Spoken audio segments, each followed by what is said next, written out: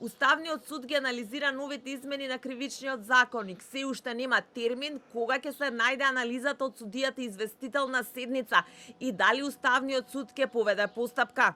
Предметот во кој се оспорени измените од кривичен закон не е окончан во Уставниот суд. Откако новите измени станаа дел од правниот поредок, судијата известител работи на нивна анализа со цел да утврди дали се во насока на правните стојалишта на Уставниот суд во решението за поведување постапка.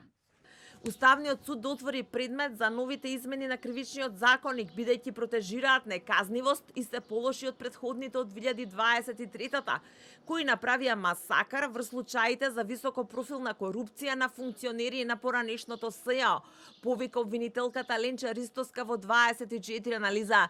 Ристоска вели дека најскандалозни се измените кај јавните набавки, со кои се отвара патот за злоупотреби. Во вакви случаи Уставниот суд не ја цени само формалната уставност, односно процедурата во рамки на која е донесен законот, туку и материјалната уставност, односно дали со одредбата на вистина е променета состојбата на подобро или можеби сите забелешки кои што стоеле и претходно продолжуваат да постојат.